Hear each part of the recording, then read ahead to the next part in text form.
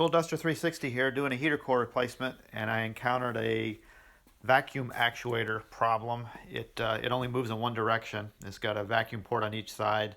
The side with the grommet has dried out and it won't hold vacuum on that side anymore, so all you get is ventilation and no heat.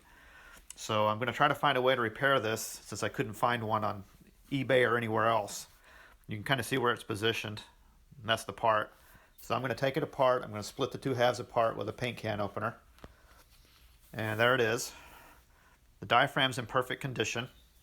The only problem was the grommet. So what I've done is I came up with a way to put another grommet in and found a way to fasten it in. You can't really slide a grommet in there because you have to press that shaft through with the big flat on it. And it was a little more complicated than I would have liked, but the solution was fairly simple. You see where I slotted the hole so that flat will go through it. Now obviously I can't put it in right now. I have to slide that grommet on first before I put it into the can. And I had trouble looking for grommets or bushings that would work. So I kind of went through the garage and decided I was just going to work with what I already had. Those studs are going to have to be trimmed too. So what I did is I took some vacuum connectors like are used on a lot of late model cars. These were, I bought them for an '89 Mustang. And I had one big fat one left over in the package that fit around the shaft perfectly. I don't know what size it is, but in that package there was one that worked. And what I had to do is I had to cut the shoulder down on it a little bit. And then I took a bike inner tube and made some washers to go over the studs, because those studs are poking through two holes in the can that weren't there before. So I'm going to have a way of sealing those up so I don't have an air leak. I used a hole puncher on its smallest setting, and the little hole that I put in it was perfect. It stretches right around those studs, so it should be a perfect airtight seal. You can see how I did it. There's the grommet slid in from the back, and then it pokes out. Just need to put some rubber washers on, and that should seal it up. Those little studs I'm using, I've had those in my tray for years. I don't even remember where I got them. I think they're 8-32s. You can see the grommet slid on there, the one I made, rubber washer, inner tube washer. There it is, snugged up. The only thing I'm a little concerned about is I don't want those studs turning on me if I need to go back and retorque them at some point. So I think I'm just going to go in and just weld those on.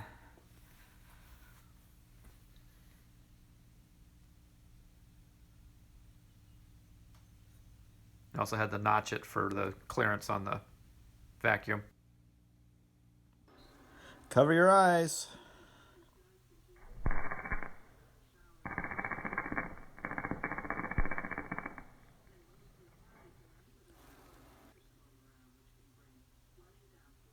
Yeah, it looks pretty good.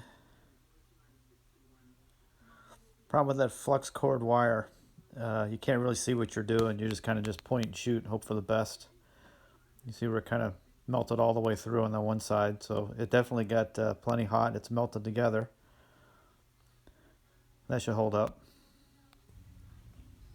Alright, what I had to do here is I had to notch this hole so it fits this flat on this. This is the bracket that's going to squish that bushing on there.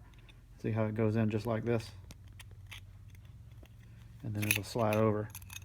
And then you got it on.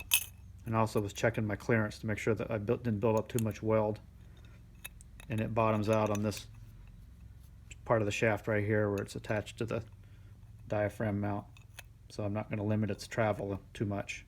So I'm good. Before I slide this bushing over the shaft, because it's going to have to really stretch over this flat. And it'll do it. I tested it before. But I am going to put some silicone grease on it. All I have right now is just wristwatch grease, just for looping up the little O-rings that go on the case backs. And there are different grades of silicone grease. I think they come in like 3 different thicknesses. They're rated NLG 1, 2, and 3, something like that.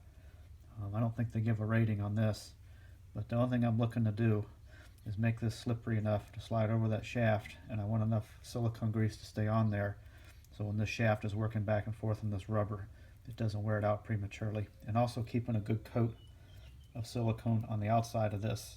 Once it's back in the car, will slow down the hardening process quite a bit. You can see with that silicone on, it's going to slide right over this, no problem. There you go. It's on. Oh, it slides on real nice. Yep. Yeah, it slides on good. Yep. It fits the shaft real good. Really lucky on that.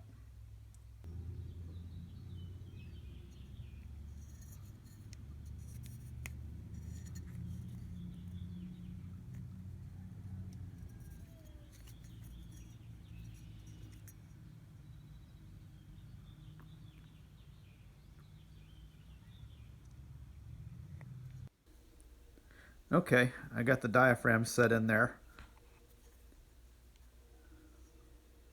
Bushings installed. You can see I got my rubber washers on with the screws and the nuts. In order to get that folded in there, what I did is I pushed it all the way forward and bottomed it out into the can. And it makes it a lot easier to fold that diaphragm in, being careful not to snag those sharp edges all the way around that groove where it was pried apart. And here it is with the other half on there, basically ready to go back together. And then I realized, oops, I didn't index it before I disassembled it, so I want to make sure that that control arm flat is in the proper position before I go and work those edges all the way around the can. And it looks like that's probably the way it's supposed to be, but I'm going to have to go set it in the car and see. And since the heater core is already in there, it's going to be a little tougher. There it is sitting in there, and yeah, I got it indexed right. You can see everything sitting parallel.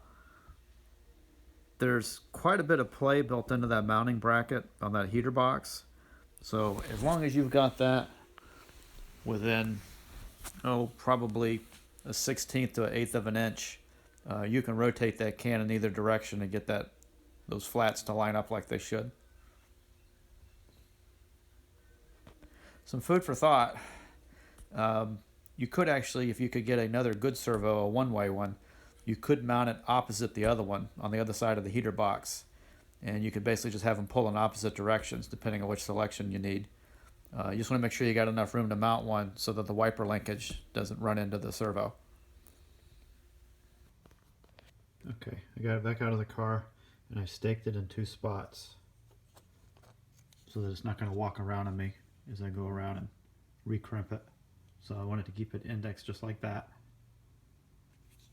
And I'll just keep working my way around. I'll just keep going, just keep working all the way around. I'm not going to bother filming all of that, doing that, but just showing you guys what I'm doing. I'm just taking a brass drift and I'm going in and hitting it and just working it around and just keep rotating it as I go. Other thing that did work good was a pair of vice grips where some of the crimping is pulled way far out. You may have to go in and just kind of just gently work it around. You want to be careful not to warp the mounting surfaces. As you can see, I just about got it. I've just been working my way around. And I'll snug it up a little more when I get it pushed all the way around, but I'm just gently just working it around and using the top of the vise so I'm not dinging it up too bad.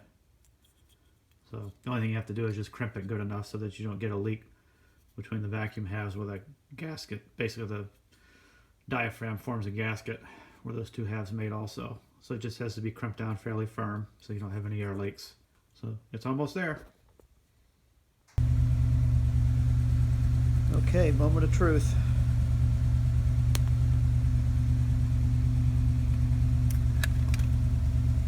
Heat. I have to put my finger on the door so it doesn't pop out. See, there's only 2 pegs there that hold it up, and there's a piece of plastic that bolts on top of that holds it in place. So I'm not moving it with my finger or anything. And that door is unbelievably hard to put any force back against it. It's amazing how much that vacuum actuator multiplies the little bit of torque that comes in through that little vacuum tube. See there where I switched it to vent and it pulled it back in just like it's supposed to. So we'll hit the heat one more time. There it is.